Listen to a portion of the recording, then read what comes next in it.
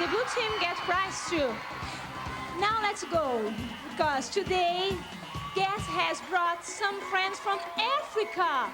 Please welcome the Goodwill Ambassador to the San Diego Zoo, Joan Embrey. Hi, this is Tumba.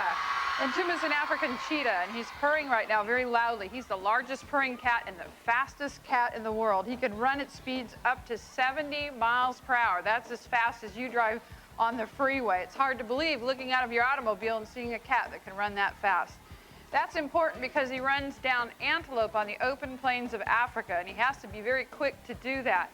If they try to evade him by running from one side to the other, he can swing his tail and use it to help him balance and turn. If you look at his head-turn profile like it is here, you can see he has a visor-like bony structure over his eyes to shade them and allow him to see in the bright sunlight, because most cats do hunt at night or early and late, not during the middle of the day. It's also the only cat that has non-retractable claws, so his toenails are out all of the time. Your domestic cats can pull their claws back in to protect them and keep them very sharp, but he uses his toenails like cleats for traction so that he can run quickly, and he overstrides with his back legs. You can kind of hear him purring right now. That means he's happy. He was born at the San Diego Wild Animal Park, but he had pneumonia, so he needed 24-hour intensive hospital care, and he was treated by our veterinarians and came to work with me when he was 4 months old. He's now 7 years old, and he will be able to live about 17 years. That's the same as a domestic cat.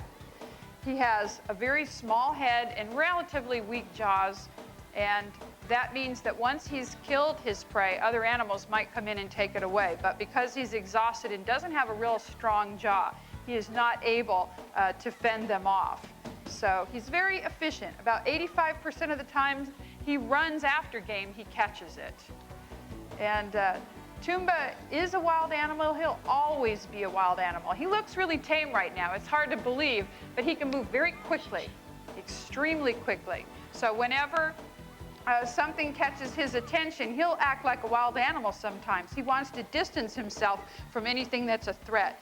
He weighed about 2 pounds when he was born, and he weighs about 120 now. So he's a pretty good sized cat. Hi. Yeah. Sometimes, if you put your mic, maybe we can we hear him? Hear that, kids? And he's watching. Is he angry because he said? That's a purr. That's a purr. It sounds like a growl because it's so loud. But when he growls, oh my God. we know that he's upset because he shows his canine teeth, and just like our dogs or our house cats, his hackles, his hair goes out. touch? Come on, Tumba. Come. Good. It's okay if I can't. Yes, you can touch him. In fact, he has a very rough tongue. You can pet his. Hi. Hi. Yes, he Hi. likes that. Hello. Hello, my name is Xuxa. I come from Brazil. Hello. He's almost talking to you. Yeah. He feels relaxed, so he's just going to lay down. Yeah.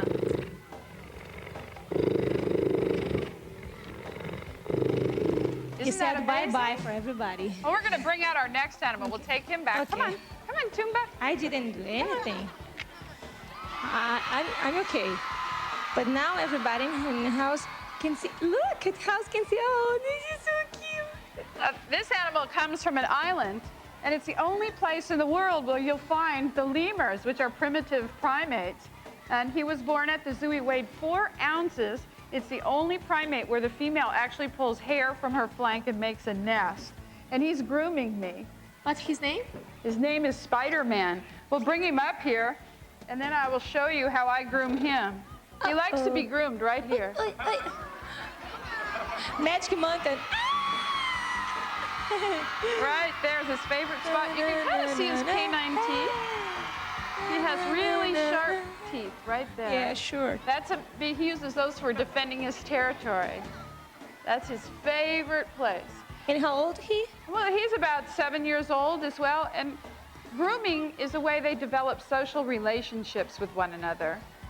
Yeah. Oh, hi. You can see how human-like his hands are. Yeah. He has fingernails just like a person. Look. Uh-huh. And he has a long tail, which he uses for balancing in the trees. He's really skinny. He only weighs about maybe 6 pounds, and they fly from one tree to another, so they're very agile. Can you show the feet? We'll show the back feet. Yeah, the back feet. Oh. That's his way of vocalizing. See the big toe? And the way the foot is formed. Ice cream. Yes. He has one toe now. He thinks maybe that's something to eat because it's orange. It looks like fruit. Yeah. And what kind of food he eats? All kinds of fruits. We even cook broccoli, yams, sweet potatoes, and he's vegetarian. Carrots. But we also give him a primate biscuit or chow, which has all of his vitamins in it, because he also needs vitamins and calcium for his growth. And he will live about maybe 30 years. And they're very rare because about 90% of the forest has been cut where they live, so they're losing their homes as the trees are cut. Yeah, oh similar my God. So everybody needs to plant more trees. He wants to go visit with the kids. Hey, oh, Magic Mountain again. Yeah. Hey. Na. Hey. That's when he's most relaxed. Yes. Yeah. The black and white color actually is what we call disruptive coloration. It breaks up the overall pattern. And he would be dependent for about 3 to 4 months on the female. And now he's grooming me again. He has a black tongue. Very spectacular animals. That one type of lemur lives on the ground, but most of them live in trees. There he goes. Okay. I'm okay, really. He's looking. See, he's looking for all the kids for food. Yeah. Say bye. Say bye, and I will be back. Yeah. Thank you. After this commercial message, we'll be back for some more fun.